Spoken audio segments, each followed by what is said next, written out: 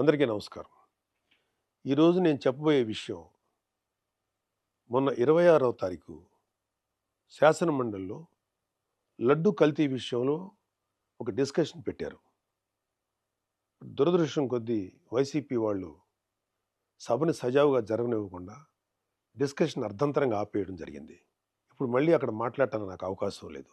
కానీ ఒక మంచి విషయాన్ని ప్రజల్లోకి తీసుకెళ్లాల్సిన బాధ్యత నాకు ఉందని చెప్పి ఈరోజు మీ ముందుకొచ్చి, ఆ రోజు నేను మాట్లాడదాం అనుకున్న విషయాన్ని మీ ముందు పెట్టాల్సిన బాధ్యత నాకుంది. శాసనమండలి అధ్యక్షుల వారిని సంబోధిస్తూ అధ్యక్ష అంటూ ఈ మాటలను మాట్లాడాల్సింది కుదరలేదు. అది మీతో షేర్ చేసుకోవాలని అనిపించి ఈరోజు ఈ వీడియో చేస్తున్నాను. ఈ వీడియో చేయటంలో ఎవరిని హర్ట్ చేయాలని కానీ ఎవరిని బాధ పెట్టడం కానీ నా ఉద్దేశం లేదు. ఒకవేళ ఎవరైనా సరే ఏదైనా మీ మనసులో గాయపడితేనో లేకపోతే మీ మనసులో బాధపడితేనో నన్ను క్షమించండి. ఇప్పుడు వీడియోలోకి వెళ్దాం. లడ్డు కల్తీ జరిగిందా? నెయ్యి కల్తీ జరిగిందా? దర్శనం టికెట్ ద్వారా డబ్బులు దోచుకున్నారా? ఇంకా ఇతర మార్గాల ద్వారా ఆ దేవదేవుడి సొమ్ములు అపహరించారా? ఇవేవీ మాట్లాడటానికి నేను రాలేదు. జరగకూడని అపచారం జరిగిపోయింది. అది హిందూ ప్రజల గుండెల్లోకి వెళ్ళిపోయింది. దాని గురించి కూడా మాట్లాడటానికి నేను రాలేదు. కర్మ గురించి కొన్ని మాటలు మాట్లాడాలనిపించింది. భారతదేశం కర్మభూమి. ఈ కర్మభూమిలో అనేక రకాల మతాలు, కులాలు, జాతులుగా ఏర్పడి ఉన్నప్పటికీ అంతిమంగా అందరూ భారత సంతతి, హిందువుల సంతతి. మనమంతా హిందూ మత మూలాల నుంచి వచ్చిన వారమే. అనేక కారణాల వల్ల రకరకాల మతాలను స్వీకరిస్తున్నప్పటికీ మనందరి నరనరాన జీర్ణించుకున్నది హిందూ ధర్మం మాత్రమే. ఏ మతస్థుడైనా ఏ వ్యక్తులైనా కర్మ సిద్ధాంతానికి కట్టుబడి ఉండాల్సిందే. For every action there is an equal and opposite reaction అని న్యూటన్స్ లా చెప్పినట్టు కర్మ సిద్ధాంతం ఆధ్యాత్మిక భావన మాత్రమే కాదు, ఇది సైన్స్ కూడా. ఏ గింజ నాటితే ఆ పండే కోస్తాం. విత్తనాలు వృక్షాలుగా ఎదుగుతాయి అనేది సైన్స్ అయితే కర్మ కూడా సైన్సే. కాదు అందులో దైవత్వం దాగి ఉంది అంటే కర్మ కూడా దైవత్వమే. కర్మ సిద్ధాంతానికి విశ్వవ్యాప్తంగా అనేక మంది ఏదో ఒక విధమైన డెఫినేషన్ ఇచ్చిన వారే. మంచి పనులు చేస్తే కుటుంబానికి, మనకి, పిల్లలకి కూడా మంచిది, మంచి జరుగుతుంది. తప్పు చేస్తే పిల్లలకి, కుటుంబానికి, మనకు కూడా మంచిది కాదు. Karma has no menu. You get served what you deserve. Eventually everybody will have to face the karma whether it is good or bad.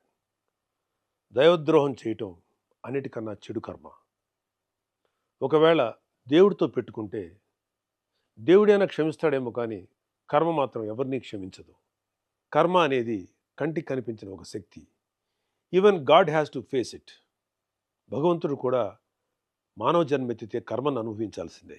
Kurukshetra సంగ్రామంలో ధర్మాన్ని పరిరక్షించడానికి శ్రీకృష్ణుడు వేసిన కొన్ని వ్యూహాలు, తద్వారా గాంధారి శాపాన్ని తన కర్మగా స్వీకరించిన భగవానుడైన శ్రీకృష్ణుడు కూడా కర్మను అనుభవించక తప్పలేదు. కర్మ ఎవరైనా సరే అనుభవించాలి అని చెప్పడానికి ఇదొక ఉదాహరణ.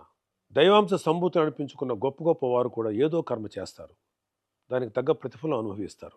ఒక ఇంటి యజమాని చేసే మంచి చెడుల ప్రతిఫలం కర్మ రూపంలో ఆ ఇంటి మొత్తానికి వస్తుంది. ఒక గ్రామాన్ని, ఒక రాష్ట్రాన్ని, ఒక దేశాన్ని నడిపించే నాయకుడైనా సరే అతను చేసే మంచితో పాటు చెడులో కూడా కర్మ ప్రతిఫలం అందరూ అనుభవించాల్సిందే. వైసీపీకి ఓటు వేసిన పాపానికి అమాయక ప్రజలు కూడా కొంతకాలం పాటు కర్మ ప్రతిఫలాన్ని అనుభవించారు. ఇప్పుడు అనుభవించాల్సింది ముఖ్య పాత్రధారులు, సూత్రధారులు, మద్దతుదారులు. కోట్లాది మంది భక్తులు వాళ్ళ కష్టాల నుండి, బాధల నుండి, వారి తప్పుల నుండి విముక్తి పొందడానికి తమ కష్టార్జితాన్ని ముడుపుల రూపంలో, మొక్కుల రూపంలో చెల్లించుకుంటారు. అలా చెల్లించుకున్న కానుకలకి వాళ్ళ కర్మ తాలూకు శక్తి ముడిపడి ఉంటుంది. దేవుడి దగ్గరికి వెళ్ళాక ఆ కానుకల్లో ఉన్న మంచైనా చెడైనా ఆ దేవదేవుడి తీసుకోగలడు. దేవుడే దానిని ప్రక్షాళన చేయగలడు. భగవంతుని ప్రక్షాళనతో, పూజలతో పవిత్రీకరించబడిన ఆ డబ్బును తిరిగి ప్రజల కోసం, ధర్మ పరిరక్షణ కోసం వినియోగిస్తారు. వెంకటేశ్వర స్వామి డబ్బును కల్తీ లడ్డు రూపంలో, కల్తీ నెయ్యి రూపంలో, టికెట్ రూపంలో, ఏ రూపంలో తిన్నా ఆ కర్మను తీసుకోవాల్సిందే. దాని ఫలితాన్ని అనుభవించాల్సిందే. ఆ దేవదేవుడు రాగద్వేషాలకు అతీతంగా ఉంటాడు. కానీ కర్మకు అవేమీ ఉండవు. తిరిగి ఇస్తుంది, తప్పకుండా ఇచ్చేస్తుంది. Because it is science. మీరెన్ని వాదనలు చేసినా, ఎంత పెద్దవారైనా, చేసిన చెడు కర్మ మిమ్మల్ని వదిలిపెట్టదు. ఒకవేళ కూటమి ప్రభుత్వం కూడా మిమ్మల్ని క్షమించవచ్చేమో.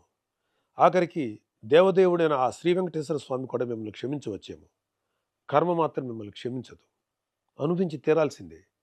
ఎవరు ఆగం అవ్వాలని, ఎవరు నాశనం అవ్వాలని మాత్రం మేము కోరుకోం. కానీ కర్మ ఎవరిని వదలదని మాత్రం సూటిగా చెప్తున్నాం. కర్మ క్యాన్సర్ కన్నా భయంకరమైనది. క్యాన్సర్‌కి చికిత్స ఉందేమో, కానీ కర్మకు చికిత్స లేదు. క్షమించమని ఆ స్వామివారిని కోరుకోవడం ఒక్కటే మీరు చేసే పాపానికి ప్రాయశ్చిత్తం. ఇప్పటికైనా చేసిన తప్పుకు క్షమాపణలతో పాప ప్రాయశ్చిత్తం చేసుకోవాలని లడ్డు కల్తీ స్కామ్ భాగస్వాములకు, పాత్రధారులకు, సూత్రధారులకు, మద్దతుదారులకు సూచిస్తున్నాం. మీరు చేసిన పాపాలు మీ కుటుంబ సభ్యులకు అంటుకోకుండా మీ వరకే పరిమితం అవ్వాలని ప్రార్థిస్తున్నా. మీ కర్మకు మిమ్మల్ని వదిలేస్తున్నాం. చివరిగా ఒక మాట చెప్పి ముగిస్తాను. ధర్మరాజు చేసిన రాజసూయ యాగంలో శ్రీకృష్ణుడికి అగ్రతాంబూలం ఇవ్వటానికి నిశ్చయించబడింది. కృష్ణుడికి అగ్రతాంబూలం ఇవ్వటానికి ఇష్టం లేని శిశుపాలుడు లాంటి దుర్మార్గుడు, పాపాత్ముడు అనేక పాపాలు చేశాడు. అనేకమైన మాటలు అగ్రతాంబూలం తీసుకుంటున్న శ్రీకృష్ణుడి మీద సంధించాడు. చాలా చెడ్డగా మాట్లాడాడు. శ్రీకృష్ణ భగవానుడు వెంటనే కోపించుకోలేదు, ఆవేశపడలేదు. కానీ అతనికి కొంత అవకాశం ఇచ్చాడు. ఆయన ఎదురుగా ఉన్న పళ్ళెంలో వక్కలున్నాయి.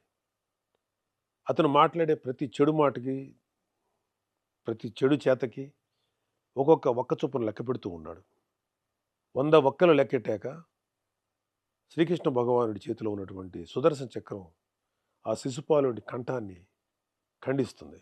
ఈ సీన్ని శ్రీకృష్ణ పాండవీయం అనే చిత్రంలో దివంగత నందమూరి తారక రామారావు గారు, మాజీ ముఖ్యమంత్రి, మహానుభావుడు శ్రీకృష్ణుడు పాత్ర వేసినప్పుడు మన కళ్ళకు కట్టినట్లు చూపించారు.